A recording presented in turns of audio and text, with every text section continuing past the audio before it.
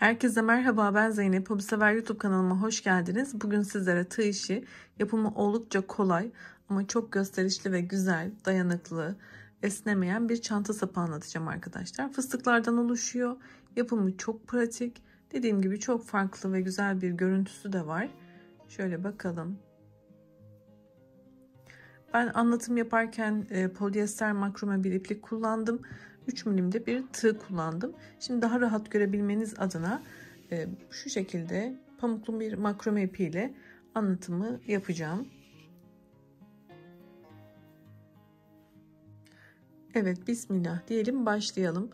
Öncelikle arkadaşlar ipimizi kapattıktan sonra 4 tane zincir yapalım.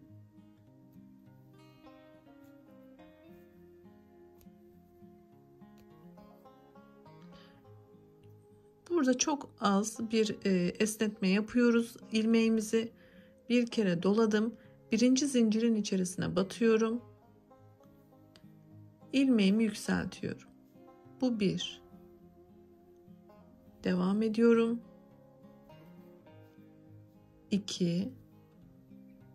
Devam ediyorum. 3. Birinci zincirimden 3 tane ilmek çıkarttım. Tığımda bekleyen tüm ilmekleri tek seferde çıkartıp bir tane zincir yapıyorum. Çevirdim. İlmeğimi yine biraz gevşettim.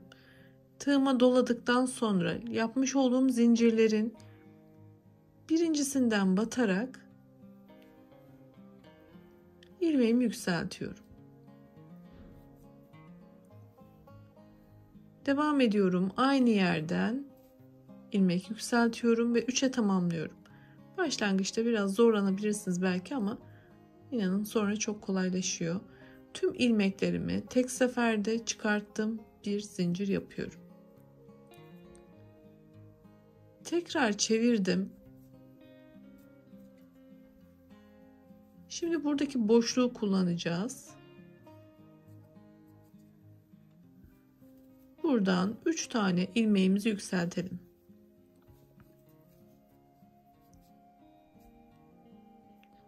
Hepsini tek seferde çıkarttım. Bir zincir.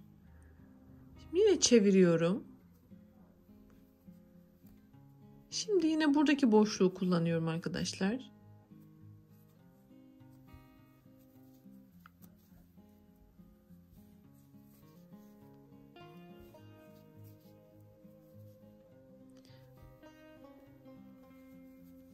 Bir zincir. Artık aynı işlemi sürekli devam ettiriyoruz. Çevirdik. Boşluğu kullanıyoruz.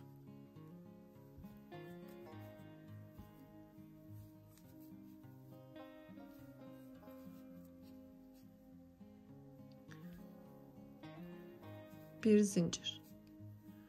Çevirdik. Artık daha kolay anlaşılmakta. Bakın yer zaten belli.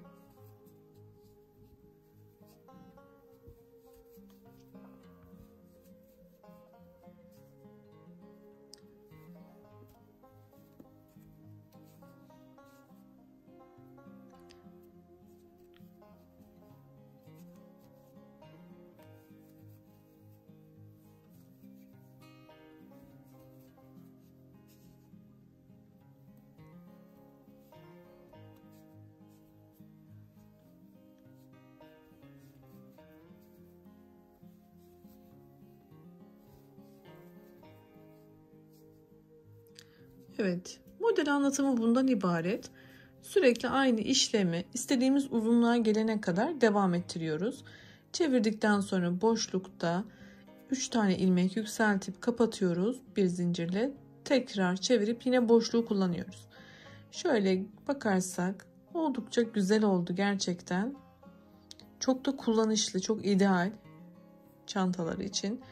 Rahatlıkla yapabilirsiniz. Sizlere daha önce anlatmış olduğum çanta sapı modellerimi ve yine çanta modellerimi bu videonun sonundaki oynatma listemden göz atabilirsiniz. Sağlıkla kalın, hoşça kalın, iyi günlerde kullanın.